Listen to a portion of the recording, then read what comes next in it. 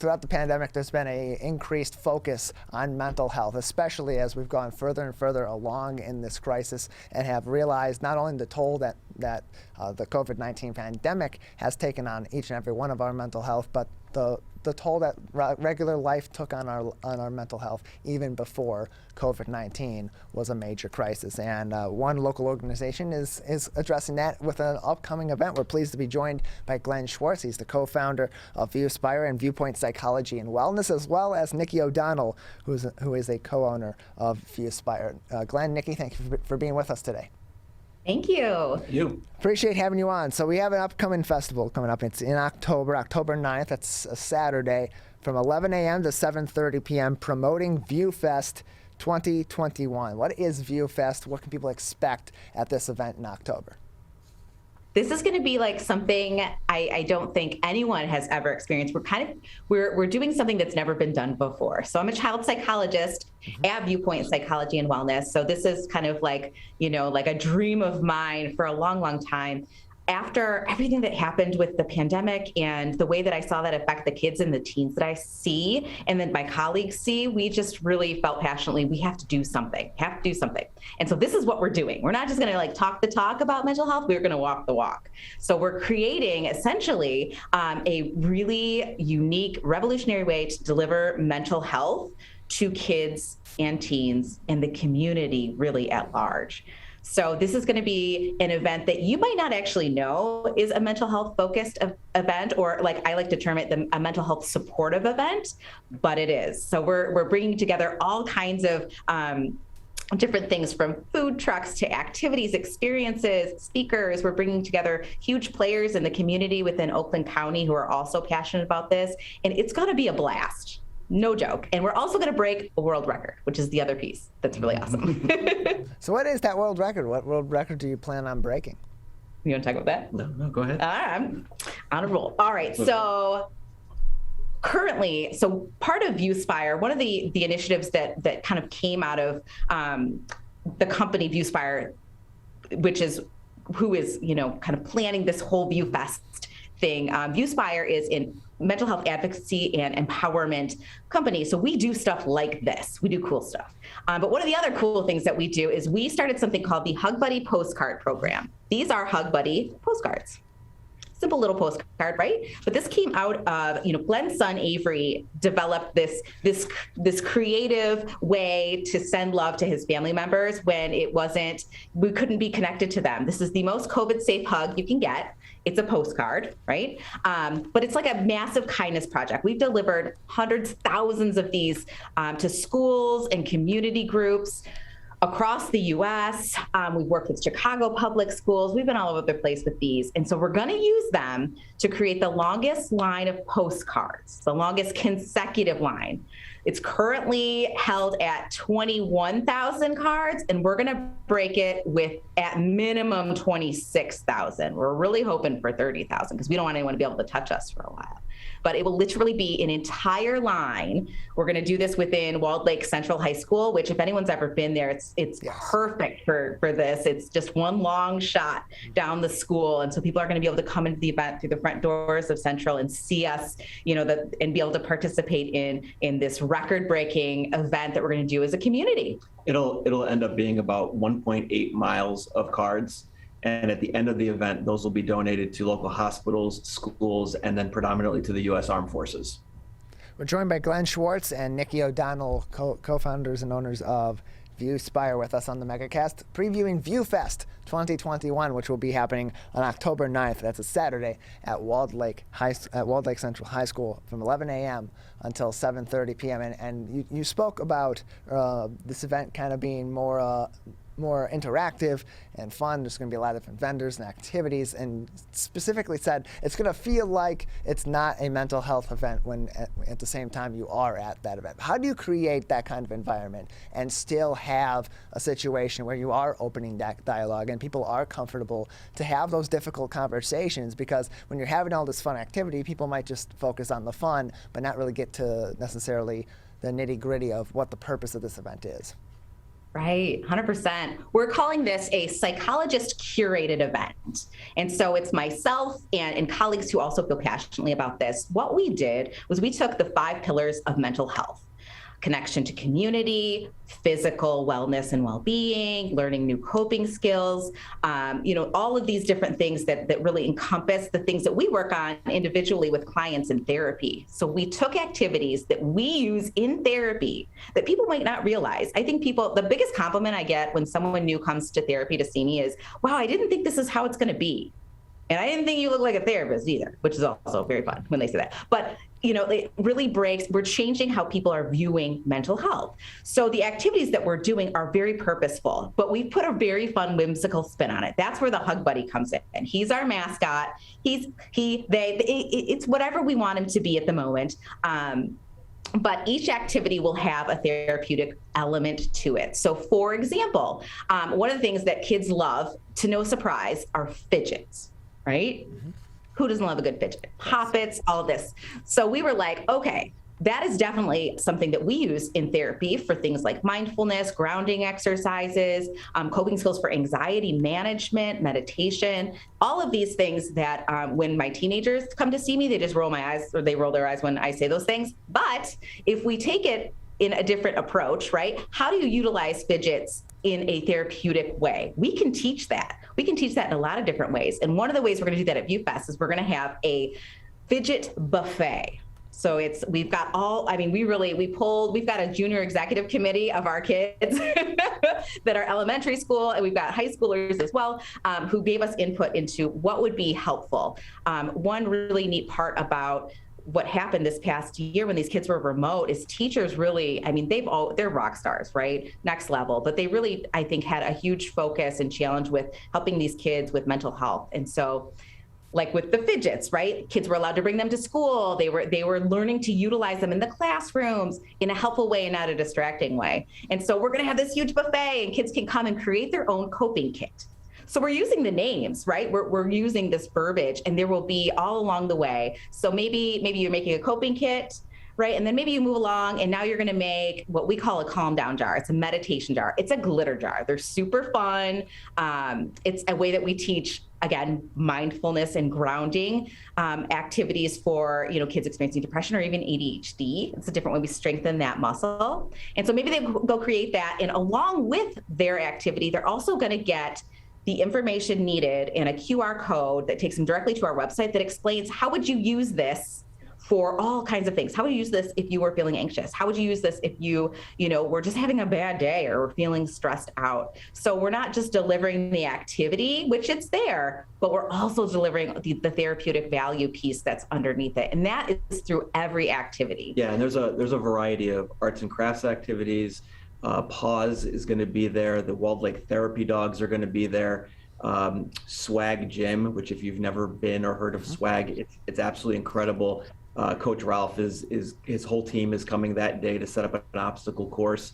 Come Play Detroit has played an integral role in this. Fleece and Thank You, the Lakes Area Community Coalition, the Optimist Club. I mean, the list goes on and on of the people that are participating and having activities there that day. You can come to the event is free of charge. You can come for the entire day and not spend $1 and have a wonderful time, or you can come and there's certain activities will be priced accordingly for a value of tickets. But we've tried to make it so that everybody can come and have an enjoyable day no matter what they choose to do. So there's so many exciting things going into this event, but what is the number one thing that each one of you is looking to take away from the event once it's completed?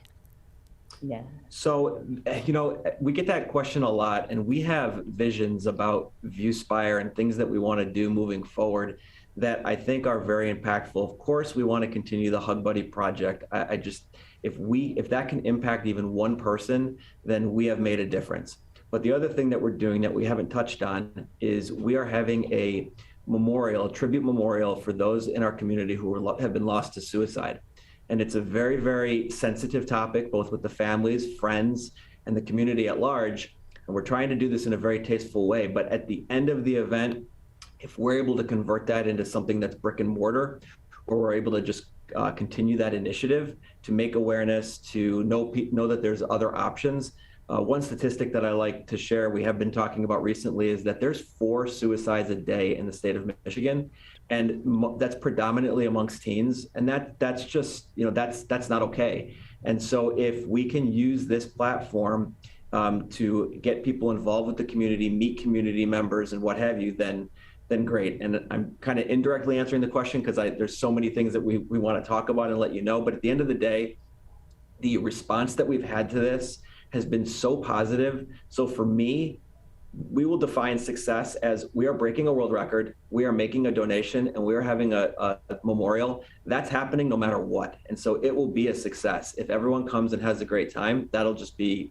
icing on the cake. And I don't know. Yeah, and I think the other personal piece for me is if people can walk away maybe with one new tool or skill or something in their pocket that they didn't have before, that would be incredible. Not only that, but if they walk away and they're like, wow, like that is not what I met a couple people today that were therapists, and like it was not what I thought, or, I didn't think that these were ways that I could actually take care of my mental health. I will consider that in a huge success. Most of the kids maybe in our community that could really benefit from therapy won't ever make it into the office to see someone like me. So we have to find a different way to deliver this kind of support, just like we do physical health and wellness, right? We've got gym programs, we've got all kinds of stuff. We need mental health. And so I'm going to consider that a huge success if someone can walk away with just 1 or 2 new little tidbits of information, or maybe a connection that they made that has impact on them. It's a huge protective factor for kids and teens.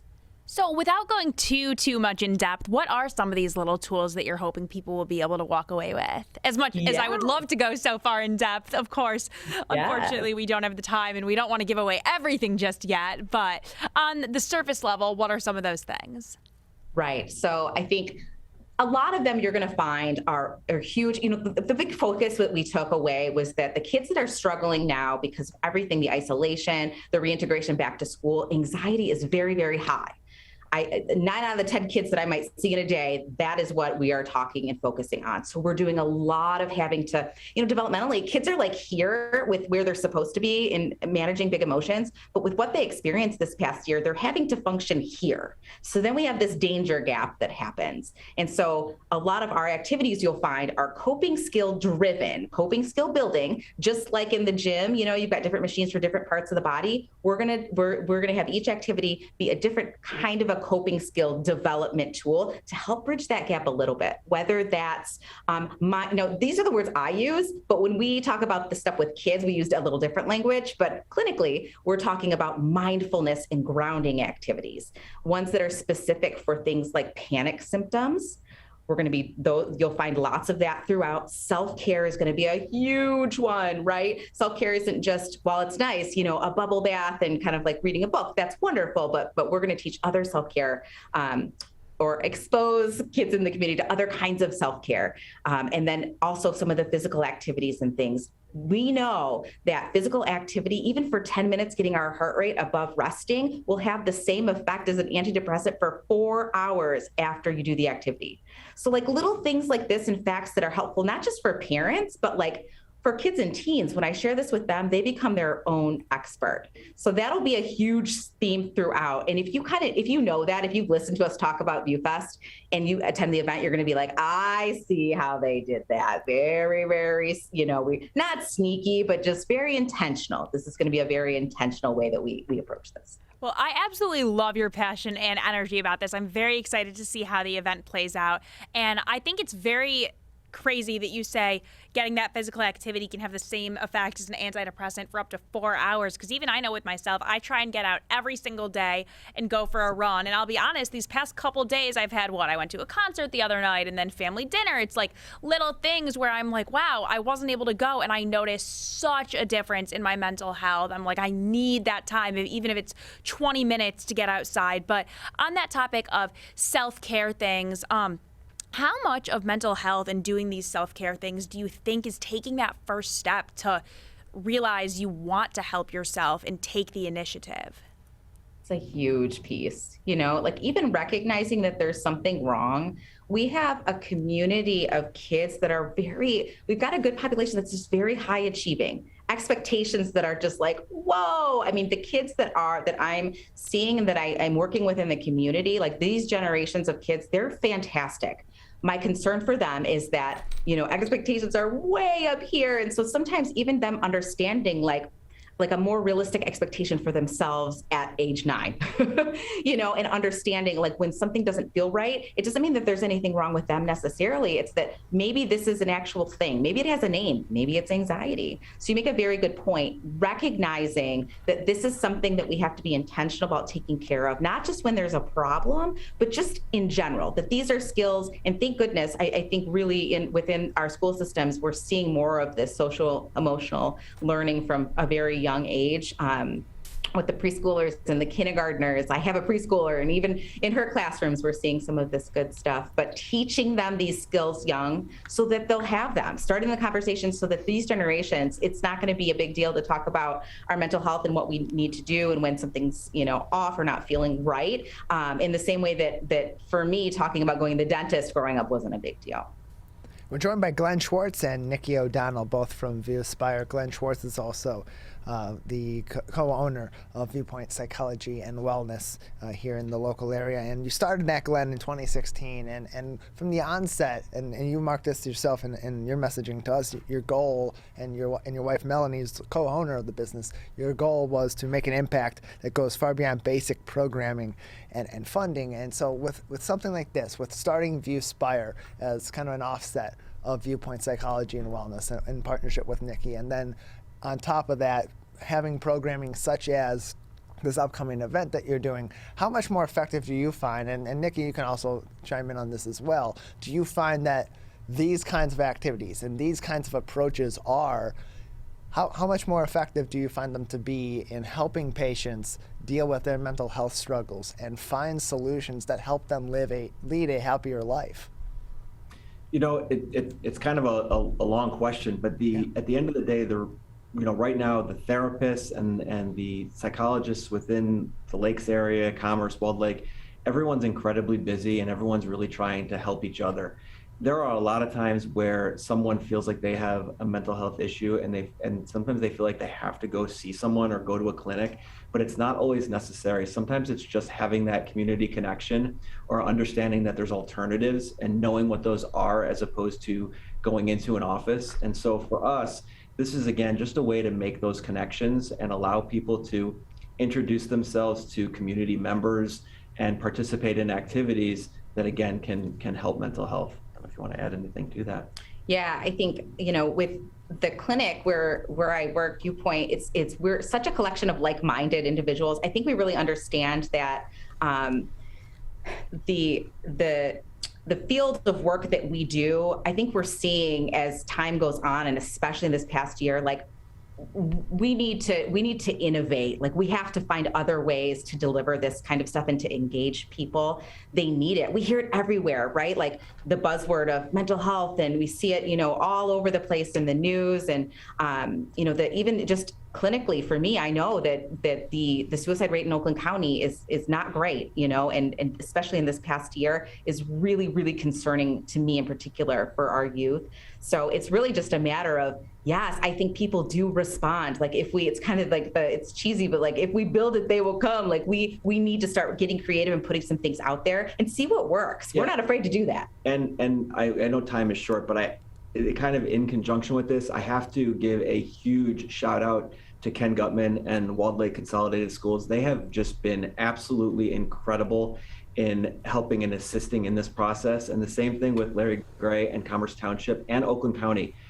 They have all helped us with this event. They've all participated. And what that tells me and tells us is that the community at large does want to help, and it doesn't necessarily have to be in a clinical setting. So if we can make impacts this way, then we're going to continue to do this now and into the future. Well, Glen and Nikki, we appreciate having you on. Thank you very much for joining us today. Thank you.